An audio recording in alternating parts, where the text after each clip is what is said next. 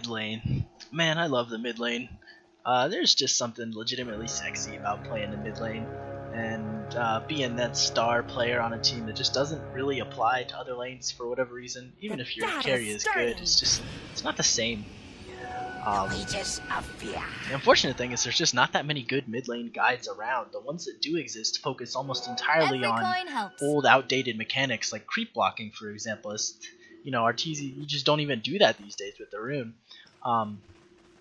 And mechanics are only half the battle. Dota's a strategy game, probably 50% strategy, 50% mechanics. There's a lot of strategy to it. Mechanics will only get you so far. I would actually go as far as to say that Dota might be the most strategic PC game in existence right now. I know a lot of you are thinking StarCraft, but believe me, I played a lot of StarCraft. I was ranked in the High Masters for pretty much the whole Wing of Liberty campaign. And it's not a particularly strategic game. Let me qualify what I mean by that. A game can either be strategic, or the elements of skill in the game are strategic and mechanical. And most games, nearly every game, have both. An example of like a pure strategic game would be chess, for example. Mechanics, what would mechanics even be in that? Maybe you misclick and move your rook to the wrong square or something. Versus a purely mechanical game would be maybe your least favorite shooter. I won't bother naming names, but just some shooter where there's not too much variance in weapons, and really you come around the corner and it's spray and pray, and whoever shoots first or gets the faster headshot is gonna win the battle. The way that I like to use to differentiate between the two types of skill is what I call the coaching effect. How much does a person, if there's a good player and a bad player, and the good player is coaching, looking over the shoulder of the bad player, telling them exactly what to do, how much does that increase their skill? In chess, it's gonna be all the way. There's no mechanics involved. The good player will be able to play perfectly. Whereas with a game like StarCraft, it wouldn't really help. You're going to be telling that bad player probes and pylons all day long, but the simple truth is with 30 APM, they're just not going to really boost their skill too much. And you'd think in a strategy game it would boost a huge amount. I know it helps a lot in Dota. If I'm coaching a 3k friend, they're going to go beyond godlike like half the time, because I'll be like, oh, you need to back up and farm here, don't farm there, etc. But why am I going into all this? What's the point of me talking about this detour in a supposedly high yield video? And it's not just to make fun of StarCraft, right? I like StarCraft a lot. I spent the amount of time required to get to the Masters League after all. But it's just not as strategic a game as Dota is. And I think that's really important to realize because of the emphasis people put on mechanics in Dota. They say they're gonna be a good mid, and they practice all their last hitting and these techniques about blocking and pushing before the 2-minute rune, when these things only help, some of them don't help at all anymore, and when they do help, it's kind of not that important. In this video, I'm going to focus more on understanding and trying to learn things than sharpening mechanics. I'll link some good videos of mechanics below, because they do exist, and they are important, If you were to go online and just look up how to do, for example, this creep pull that this guy just did, right? The right click on a hero, pull the creeps. If you were to not know how to do that and then go online and learn it, would that help your win rate on a mid lane? And the answer is definitely it would. But there's also important things that aren't just doing that, I think those mechanic videos are really popular for a reason though, and that's because mechanics used to be way more important in the mid lane than they used to. It used to be the mid lane was a legitimate 1v1 matchup, it was you versus another player with very little involvement of supports on either team. And the simple truth is that Dota has changed. There's constantly offlaners, supports rotating in and out. The fact that people rotate so often really changes how the lane works. If the lane is a genuine one-on-one, if it's just like a Death Prophet versus a Wind Ranger, lane equilibrium matters a huge amount, because if one player is better at establishing lane dynamics and putting the creeps on his own high ground and being able to zone out the opponent, that's gonna there's only one other player influencing lane dynamics. It's the other mid. And if you're just a better player at that, you're gonna be able to set up the lane to be in such a way where you can last hit and the opponent can't, and you're gonna be able to snowball off that and influence your opponent's farm and your own farm and have a huge difference in net worth. However, it's kind of not how it works these days. With supports constantly going through, they like mess up the creep equilibrium, take your runes, all that sort of stuff. You know, that's, for example, there used to be this thing where you would push out the lane right before the rune spawns, right? So if it's 6 minutes, you start pushing out at like 550, and then you can rotate. You can get the creeps. You have your creeps under their tower, so it's very low probability that your creeps will kill any of their creeps, so you miss a lot less or no XP. And then you rotate up, get the rune at like 610, good deal. However, now everyone's contesting you for the runes. If you're not there exactly on the 6 minute mark, or on the 2 minute multiplier, whatever it might be, you might miss the rune. Whether it be an ally or an enemy, let's be real, it's a pug game, your ally's probably going to take the rune, and if it's an enemy, he's definitely going to take the rune. It's important to understand why the game changed how it did. It changed from that 1v1 spar mid to something more of a you know, a party, basically. Tons of heroes from both teams showing out mid. And I think a big part of it is, well, two main reasons. The first is that hero kills matter more. Especially kills when you're behind, like the rubber band effect that you're also familiar with. If you have a player who's 6-0, and then the other mid has a lot of deaths, the player who's behind can catch up just by killing the ahead player like a few times in a row. It used to be you'd have to kill the player who's ahead like almost an equal amount of times, and then also get the equal amount of CS in order to pass him. Like you had to have the highest, or like the same amount of achievement, basically. Whereas now it's like, if the person is behind by a lot and he kills the person who's ahead like 3 times in a row, that's enough. You don't have to catch up in CS. You'll probably be ahead already.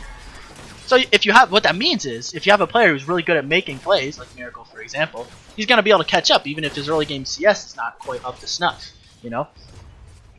The other big reason is that the addition of the bounty rune kind of changed the way things work. So this rune was added September 25th, 2014. It meant that supports now have something to do at 2 minutes. If they go to this, there's a 100% chance that they will pick up something. You know, it used to be a 50% chance. Granted, that wasn't awful, but it was enough that the supports were like, that's the mid lane's job to pick up. It's worth more to him. He's got a bottle. It actually does something. So they kind of just didn't touch it most of the time. Now, there's people fighting over it. Like, there will be a support on both sides, or an offlaner on one side, you know, that sort of thing. If you're not there right at the 2 minute mark, like I mentioned, you might not get the rune. And on top of that, if the support gets that bounty rune, you know, that's 60, 70 XP early on, that's like worth something, you know? That's definitely something, and that's the worst case scenario. It could also easily be a haste, or an invis, or a DD. And if Rubik picks up an invis, it's just a natural flow just to walk on over and gank the mid lane. It just kind of encouraged overall this trend towards having more heroes mid. So, quick question. If I were to ask you, who's the better mid? Miracle or... And the thing is, most of you have already decided the answer to that question. You know, I don't even have to say the second hero, and you already are like, yeah, Miracle's a better mid. There's nothing wrong with that, right? Like, because I honestly think he's the best mid in the world. Maybe the best player overall in the world, right?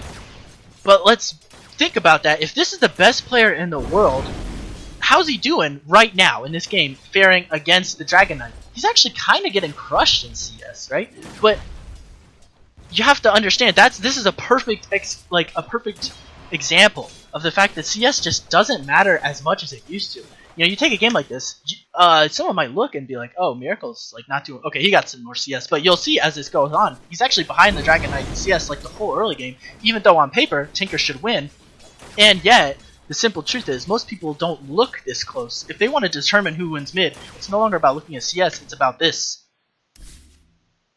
12-2. That's enough. Someone sees 12-2 on a scoreboard versus 3-6. They just PogChamp. They realize, Tinker, this Miracle is the best player in the whole wide world, and they move on. You know, they don't do this analysis and look into what actually makes them get ahead. It's because when shit hits the fan, Miracle's gonna make the right set of decisions that gonna give him a kill when someone else would have died, and that matters more than the CS.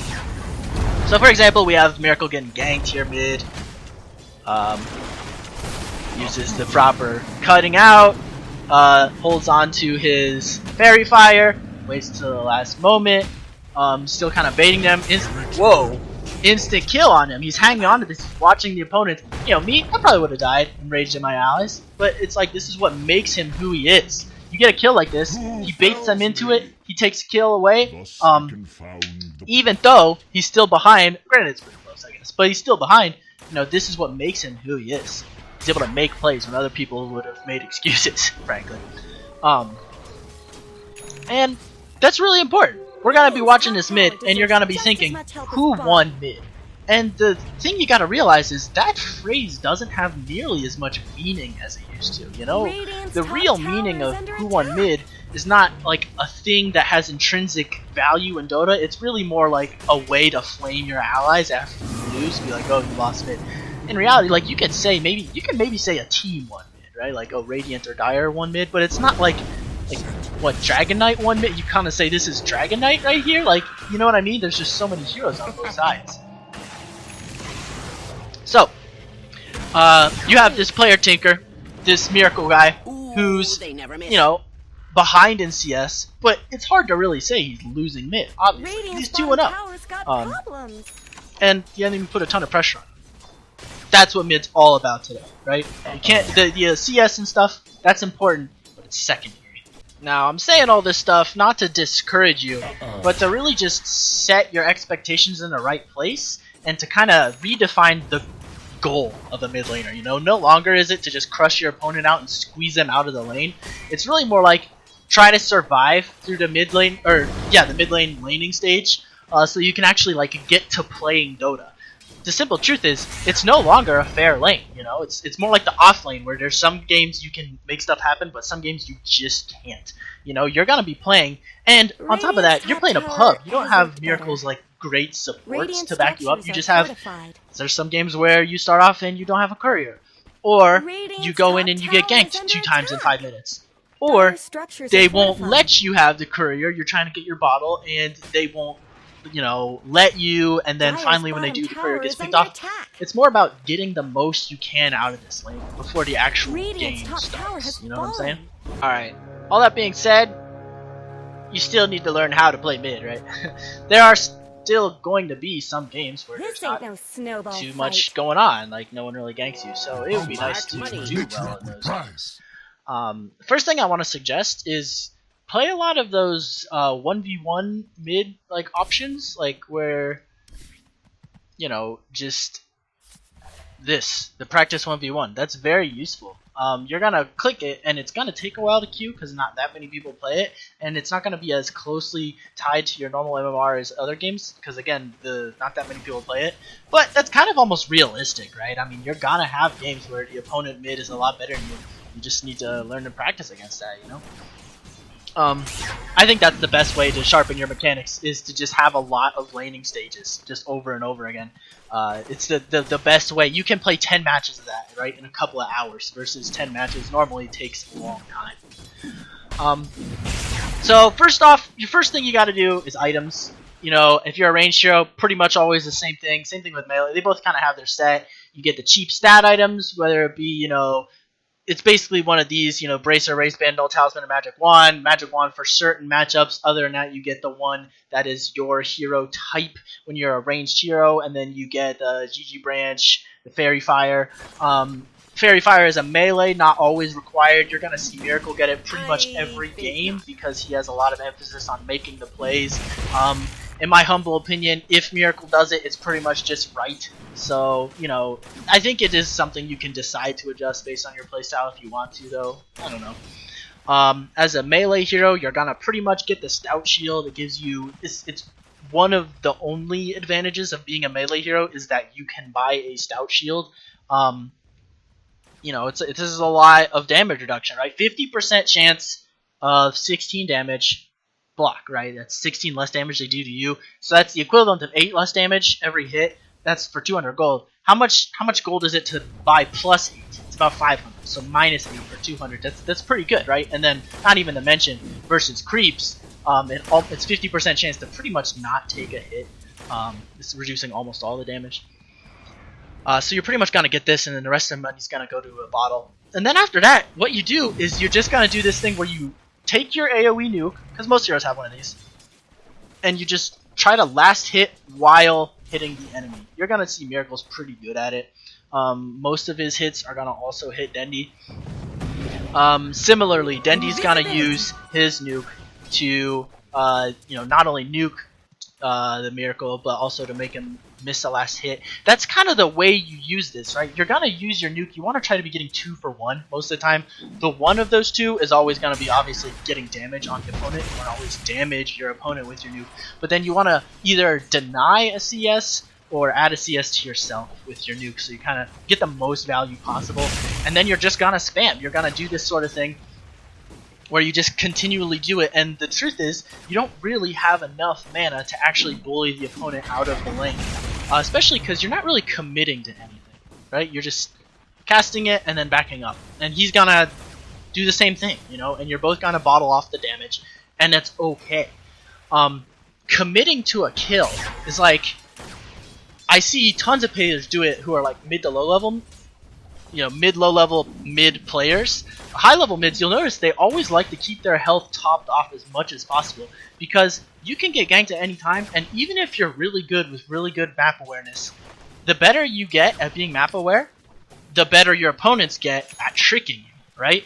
So maybe at a low level game you just don't see them, whereas a high level game you would see them but they've smoked, or you're paying attention to lane so they go off the map because they're better at jungling, like they're picking supports that can jungle, so it's harder to notice if they're off the map, that sort of thing.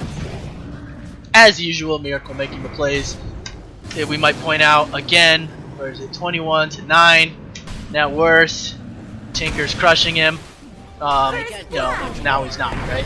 This just means more. Again, 43 HP, he used the parry fire, actually did make a difference. That right there, what a man. I don't think I would have won. I mean, I don't think I would have gotten either, but this second kill, that impresses me, Hide behind the creep so he can't get hit and then punches. Anyways, I don't actually know if he probably didn't have enough damage to kill him anyways. What made you think you stood a chance? Hard to make those judgment calls that quick. So I think the key is, you notice he got healing salve right there. It's when you have the mid, a lot of unexpected shit happens. You can kind of just decide that the courier's yours. Your allies might fight you for it, but do your best to just take it anyways. Whenever a kill like that happens, it's pretty important to just buy a healing salve. Granted, he got it given to him, but that's like a common thing you'll see too. You'll see a mid player, they get the kill, and then they'll be like, okay, I'm just gonna bottle up with both runes. One rune, in the bottle, this used to be like 400, 200. It used to be a ton of health and mana. Now, 270 health, and what's that, 180 mana? Not really nearly as much. The health got nerfed probably the most.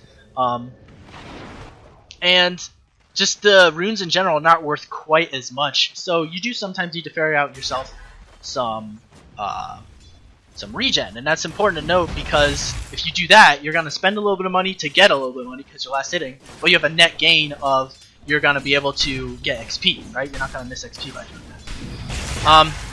Alright, continuing on items, you pretty much get boots second, or your stat items you start with, then bottle, then boots, and then after that, a lot of times, I would say nearly every time, you want to get a second cheap stat item. So if your first one was this null talisman or a bracer, you pretty much need the magic wand. If you're playing mid without a magic wand, plain and simple, you're probably at a disadvantage. Like, it's arguably the most cost-effective item in the whole game, so you pretty much need the magic wand. As a point of interest, all of these cheap stat items, they cost about 500. This one's cheaper, even 465. They give 12 stats, right? They all give exactly 12. Let's look into this real quick. So I'm gonna show you this. +6, +3, +3, duh, and then +4. How much stats does a hero get? How many stats does a hero get whenever they go up a level? The long answer is that it's Dota. Every hero gets a different amount. You might get like 3 strength or whatever, and every hero is kind of different. The short answer is 6.3. Like everything in Dota, there's exceptions, but older players, remember that there's basically, when they were designing heroes early on, that was the rule. You would go for 6.3. So what I mean is, like, your gain would be about 6.3 added up. So if you do this math, I don't know if this one actually comes out to be 6.3, but most of them will be very close to 6.3, if not exactly that. And then they'll be adjusted based on if the hero's abilities are really good. Like Meepo, for example, has multiple heroes as one of his abilities, so his stats will be shit. Slark, strong abilities, shit stats. You know, one of his is stealing stats, for example. So what does that mean? 6.3 stats per level? If you have an extra magic wand, or if you have an extra bracer, or whatever it might be, that's the equivalent of 2 levels, plus or minus, in terms of stats. Obviously, like, the hero abilities is worth a lot, but what that means is that's how you convert net worth into power, right? So if you're playing a hero and you decide to be Magnus and you decide to go, you know, skip the magic wand and then just go blink a little earlier, that's going to mean in the time being you have the stats of a hero 2 levels below you, approximately. That's the sort of thing that can actually cause you to lose middle lane, right? It's very important to keep your hero, like, topped off on stats as much as you can. As a personal challenge, I want you to try this sometime if you haven't before. Play a mid laner, you know, get your boots, get your bottle, and then just fill the rest of your inventory up with cheap stats. So get like a magic wand, a bracer, a bracer, and bracer. You see Sing Sing do it, and like as a support, right? He'll be a Sven running around with boots and 5 bracers, and it seems like a joke, but it's actually just extremely cost-effective stats. And you'll notice that the mid lane actually gets a lot easier by doing it. It seems like it's not a big deal, but it's a really big deal to have that much extra stats. Obviously, that's not the optimum build, because you're going to be like, you don't have a TP scroll, you're going to be discarding one of your bracers so early to replace it with the next item. It's obviously not optimum, but it's worth doing once or twice just to get a feel for how much these stats impact your mid lane play. Double kill. Okay, tower diving. You saw Miracle just went for the tower dive because they had the Tinker. That's something it's worth noting. It's definitely harder to do these days. Obviously, there's this recent introduction of a +1 armor aura around the towers, and towers do more damage than they used to, and TPs are more prevalent. If you're going to tower dive, you have to very strongly weigh it. Usually what you want to do is you want to just spam out harassing on the opponent, and the simple truth is, most of the time, your harass is not going to overpower their ability to regen things off. Most games you're gonna play, you're just gonna trade farm unless an ally ganks. That's their job, right? And your job is to just get as much as you can out of the lane until then and not get crushed. Okay, and I think the next thing I want to talk about is solo kill potential, because really, even though that's not something that's always gonna be realistically something you can choose to do, you should know how it happens, right? The key to it all is that solo kills are more about your opponent messing up, making a mistake, than they are about you doing something crazy. But we're gonna have a look anyways. Okay, so in the mid lane, there's this important concept of trading, basically. If you and the opponent just start right-clicking each other, and you know, you use the abilities and stuff, like, who's gonna win, right? Like, because one of you's probably gonna win. But right now, probably the Puck. He has more HP, right? What that means is, if one of you has the ability to win trades, then that means you can harass your opponent. Because if you start hitting them, they have to back off.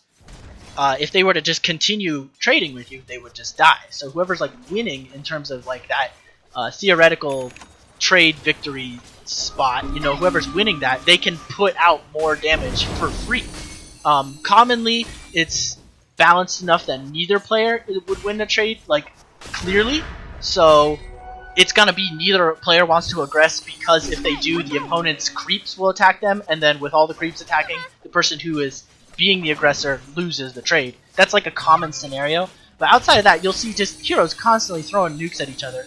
Like I mentioned earlier, a lot of times it doesn't lead to solo kills, but occasionally it does, and I think it's important to understand how these solo kills happen, and there's 2 main factors. The first one is like surprise, basically, and the second one is just winning in trades. So you have to have it to the point where your opponent and you, or sorry, your opponent, more importantly than you, is low life, because whenever they're low life, that's when they start making errors. So you'll see this scandal, you know, low health, low mana, no reserves, the bottle charge is out, You'll see him ferrying, maybe, is he ferrying something out? Okay, so stick, not even like a salve. But he's staying on an amount of life that's like not quite safe. And then No Tail, basically, here's the thing. Scandal's a good player. He knows that No Tail doesn't have enough for Elder Dragon Form, Stun, and Breathe Fire. But maybe he missed the magic wand. That's kind of like what I mean by the element of surprise. These minuscule micro calculations that both players are doing can be occasionally tricked, and that's how you get solo kills. So basically, you want two elements. You want A, to be ahead in terms of trading, because your opponent's more likely to make mistakes whenever they're under the gun. You know, maybe they'll try doing something like a common mistake that puck didn't do, but I'll see, is that puck might be low, and he might be like, okay, I just have to make it to 6 minutes, and then I'll be able to fill up my rune. And then he'll just go for the rune whether or not it's safe. So like a mistake like that. Or something that just happened, you know. Alright, let's look at another example. So there's two often conflicting interests when you're a mid laner. You want the CS, but then you also kind of want to get this trading thing that I talked about. Like, you want to be putting damage on the opponent so that they're less likely to be able to trade with you successfully, but also you want to get CS. So ideally you get both. That's why we see like really just solid mid laners like Miracle or Fada, like they'll just be saving their nuke and they'll nuke it, they'll hit the opponent for a little bit of damage, they'll go and hit the creeps, they'll get some last hits through that. Here we have Samael actually end up going for some CS, and like you want to go for the CS, but you want to try to limit the amount of HP that you lose in order to get that said creep. Like, he's only up real close with the Invoker because, I don't know, he's playing Tilted or something. There's no reason he couldn't be back here just getting it for free by nuking. Here, the Invoker narrowly misses the Sunstrike. And if he had hit it, right, that would just be me analyzing why he got solo killed. But he missed it. Like a minute later in the same game, and we're gonna see Samael get solo killed by the Invoker. And to be perfectly fair, he did already get ganked once, so he's behind the Invoker in terms of death.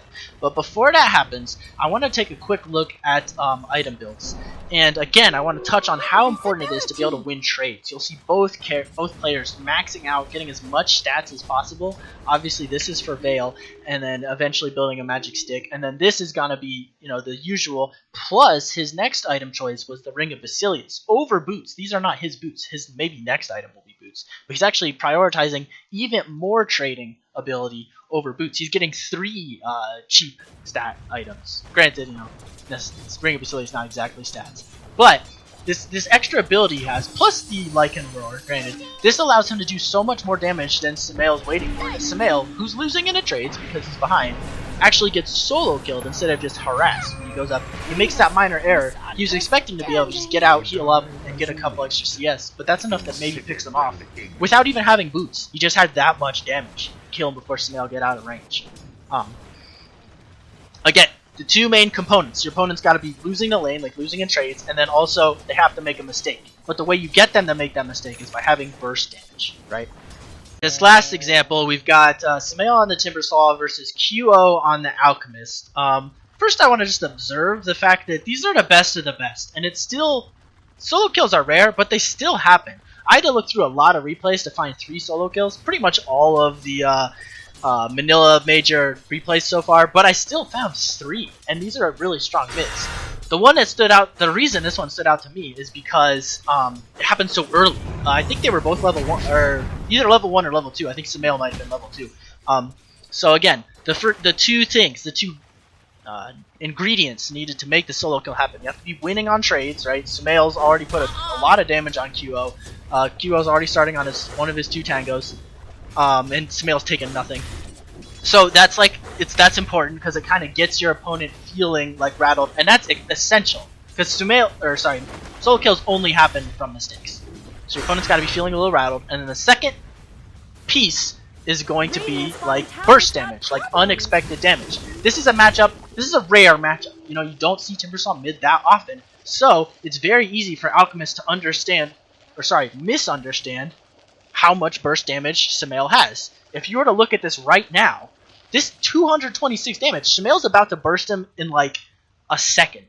Like, looking at it, it doesn't feel like he's able to. He's not even close to a tree. He's not going to get the pure damage, and he's still going to kill this, because it takes away the 4 strength. That adds so much damage you're not expecting. 226. He's got one punch, one nuke, one punch. Ready? One punch, nuke, punch. That's how much damage that was, because he was down to -8. You couldn't see it because he's dead, but that's just how that happens. We're gonna watch that again on super slow-mo.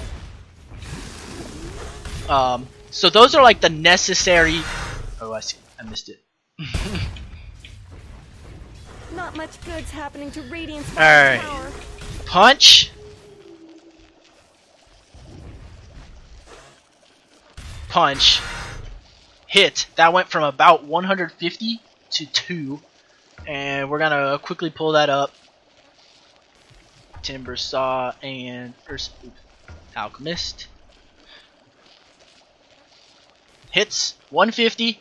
Whirling Death receives the debuff, goes from 150 to 78 because it's -4. 4 times 20 is 80. It just takes that 80 HP off the top. And then Whirling Death is 76 damage. I guess that's like the normal 75 plus like 1% from having intelligence. You know, all the way down to 2. And another thing worth noting, he needed every ounce of his damage. He even had Howl there, right? That, like, these solo kills, when they do happen, they happen only just barely. Okay, so yeah, you're gonna want to prioritize getting as much shit as you can. I mean, you know, I don't actually think you needed that fairy fire, but you know, like, these things are gonna happen. I don't want you to get the impression that they are going to happen every game, because they don't. The goal in being a mid laner should be just don't get killed yourself. If you get solo kills, it's because your opponent plays into them, not because you know, super trick them or whatever. Because the problem is, if you go for solo kills, I find people just playing too over aggressive. It's so easy. You know, if I see people trying to dance around a tower to get these sort of solo kills, often instead of a solo kill, what you'll actually get is a support TP on you and then one early death. You know, that just sucks. You need to be doing kind of what these players are doing, where they're just not committing anything. They're just putting down the damage they would have put down anyways. And then the opponent messes up, and then that's enough. That's enough. Alright, a common question is, do I go for the rune? Simple question, but pretty complex answer, because there's a lot of things you have to consider. What's the rune actually do for you? Because by going for it, you're guaranteed to miss out on a few CS generally. If the lane happens to be pushed up, and you're not missing out on anything, then that's like pretty obvious, yes, but the general question is if the lane's like this, where you are probably going to miss 1 to 2 CS. If you have a bottle, then yes, I would say it's more likely. And it's not just me saying that. This is from me watching a bunch of different replays of different pros and like analyzing what they do. So if they have a bottle, they're much more likely to go for it. You might notice 2 minutes went by, neither player went for the rune, neither player has a bottle. An Invoker doesn't buy bottle, a lot less likely to get runes in general, to actually go out of his way to get them. So if you have a bottle, most pros will leave the lane to go grab the rune. I think that's because, you know, you might miss his creep skill or creep kill, but you might get the bounty rune. That's kind of the equivalent of a creep kill, or a little bit more than one. And if you want to think about it in a way that by getting the bounty rune, you're also denying an opponent a creep kill, or the equivalent, you know, a bounty rune, then that in its own way makes that maybe a little bit more worth it. Another very pervasive question about the solo mid is, when do I start to gank? You know, Dire's courier has been killed. There's a lot of things you have to consider about it, obviously, and I see a lot of people just shrugging off the question like, oh, well, it's too complex, but I'm gonna try to give my best to answer it. So what I see a lot of people doing is basically starting to hold a TP at 5-ish minutes, 5 to 7 or so, because holding a TP is not the same as deciding to gank.